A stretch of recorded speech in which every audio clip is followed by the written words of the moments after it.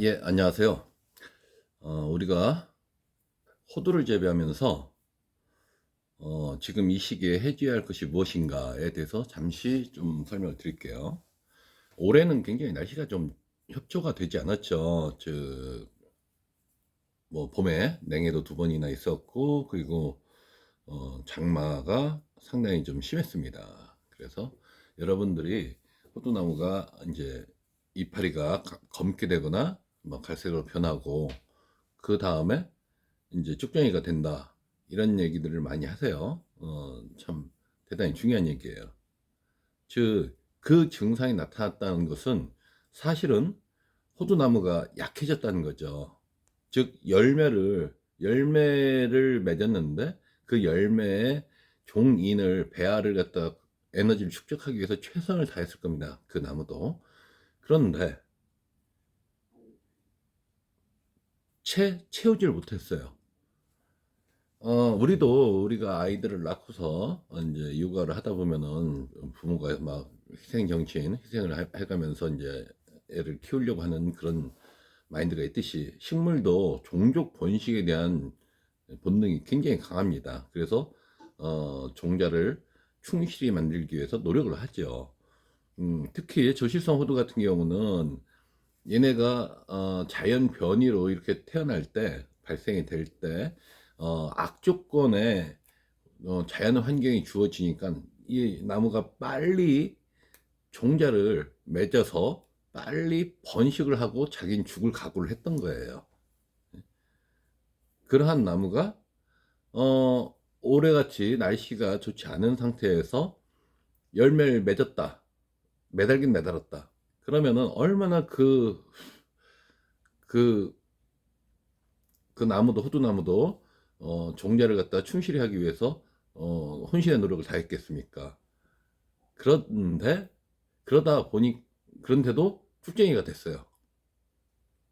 그거는 뭔가 굉장히 부족했다는 거죠. 즉, 이파리의 양이 부족했다는 얘기예요. 그러면 그 다음에, 그러고 나서 그 쭉정이든 실한 녀석이든 그 열매를 맺고 난 다음, 그 다음에는 그 산모는 어떻게 되나요? 굉장히 쇠약해지죠. 그렇습니다. 호두나무가 굉장히 쇠약해져 있는 시기예요. 그 시기에 호두나무가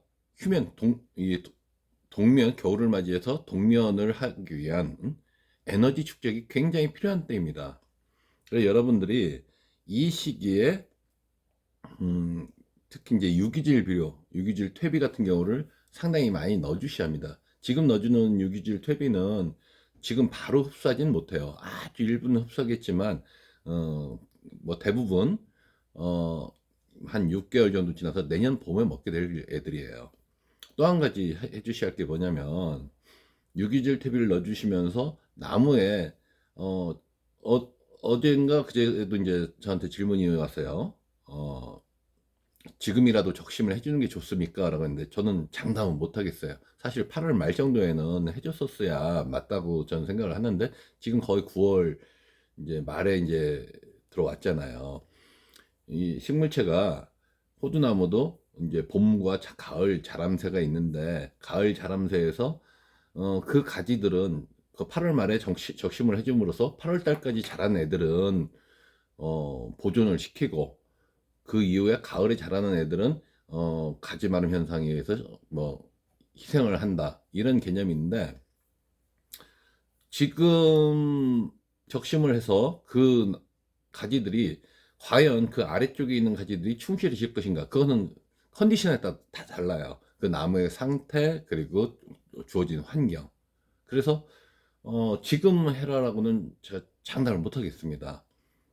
잘 해줘서 좋은 효과가 나면 어, 오히려 지금까지 자란 데까지는 가지 마름 현상이나 동해가 없이 잘 자랄 것이고, 그렇지 못한 경우에는 어, 그 채 아물리지를 못하고서 그 아래까지 쭉 타들어감 현상이 나타나겠죠. 그래서 장담을 못 하겠어요. 그래서 적심은 지금은 좀 안 해주는 시기가 맞지 않느냐라고 저는 말씀을 드립니다. 그리고 다른 문헌에도 그렇게 이제 좀 안내가 되어 있습니다. 자, 그리고 또 여러분들이 지금보다 더 중요한 게 이 내년 이른 봄이에요. 이른 봄에 분명히 올해 그렇게 힘들었던 나무들이 오리존 피해가 굉장히 많을 겁니다. 내년 봄에 오리존 벌레가 많이 나타난다고 상당히 뭐 질문이 많이 들어올 것 같은데, 여러분들은 내년도에 오리존 벌레가 들어오지 않게끔 어떻게 하면은 나무를 건강하게 만들 수 있는 방법을 최대한 연구하시는 게 좋아요. 그 중에 가장 중요한 것은 역시 배수입니다. 토양의 물리적 성향이나 이런 것을 좀 신경 쓰셔가지고 이제 올 가을 장마도 좀 지나가고 한 다음에는 배수 작업은 겨울에 하는 겁니다. 겨울에. 그래서 토양의 물리적 성향이나 이 배수로의 계획이라든가 이런 것을 갖다가 좀 보완을 하셔가지고 겨울에 좀 작업을 하셔서 수로 같은 걸 정비를 하시고, 그러고 나서 내년 봄에 풀이 나서 토사가 유출되는 것을 방지하시고, 그리고서 이제 장마를 맞이해야 하는 거죠. 그래서 여러분들은 유기질 퇴비를 집어넣고, 그리고서 토양을 좀 더, 토양의 물리적 성향이나 이런 것을 좀 더 변화를 주실 생각도 하시고, 그러고서 배수로 계획 좀 더 충실히 해주시면은, 그러면은 내년도에 조금 더 나은 과원이 될 거예요. 특히 제가 오늘 강조드리고 싶은 것은, 만일 아무것도 안 하시더라도 특히 강조드리고 싶은 건 뭐냐면은, 올해 쇠약했던 나무가 내년 봄에 오리존 피해가 굉장히 극심하게 나타날 것이다. 그러므로 어, 충해 방지를 위해서 상당히 노력을 많이 기울이셔라라고 제가 말씀을 드리고 싶은 겁니다. 그래서 이 동영상을 남깁니다. 여러분 감사합니다.